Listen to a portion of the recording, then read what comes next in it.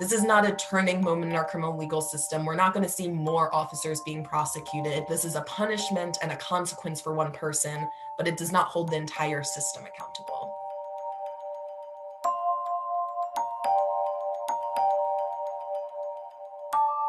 I think it's critical right now that we stop referring to the criminal legal system as the criminal justice system. The system doesn't provide us with justice. We need to seek justice outside of the system, which means that we need to interrogate the system that we've so long relied on, that we know has racist origins. A lot of people say our system is broken, policing is broken in this country. No, policing and our policing institutions are functioning exactly how they were designed to function, to harm, oppress, and kill Black people from their inception as slave patrols. So no, our system is not broken. It is designed this way, which means we need to dismantle it and create entirely new systems with life-affirming solutions that allow people the opportunity to thrive and not die at the hands of the only system that handles our public safety right now, which is police and our carceral system.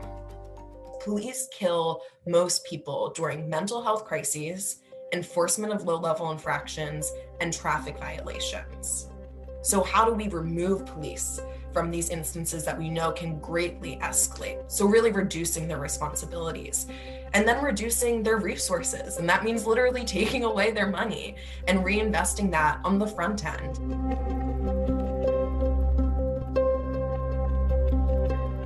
We have so many options to reinvest in. We can reinvest in restorative justice and transformative justice programs that provide true justice and healing to people. That isn't just sending somebody to jail or prison. That isn't a punitive response, but fosters a real community sense of accountability. We can invest in public education, affordable housing. We see the mass criminalization of poverty in this country.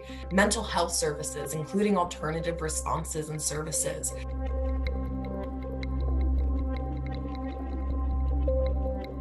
An example of that is the Yes for Minneapolis campaign that is being run by phenomenal grassroots organizations in Minneapolis, including Reclaim the Block and Black Visions Collective, who are pushing for a ballot measure in November that would create an entirely new department of community safety and violence prevention that is focused on a holistic public health approach to public safety, really re-examining what we mean by public safety, where officers are small fraction of it, and there are all these other mechanisms and structures that are fully funded to provide safety and health to people in Minneapolis.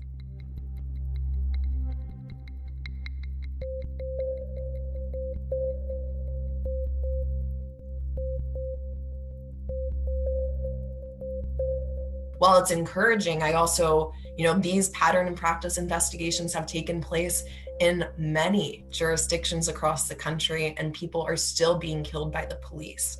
And so while, I'm not going to discourage this step, I think it's good that it's being reinstated and the federal government is considering the role that they have to play in changing public safety in this country and interrogating police practices. The federal government is not going to save us in this circumstance. I mean, a lot of the policies implemented in Minneapolis are policies the federal government has recommended to jurisdictions. Yet Derek Chauvin still had his neck, or had his leg on George Floyd's neck for 9 minutes and 29 seconds. Even though that was not in their policy, that was not acceptable.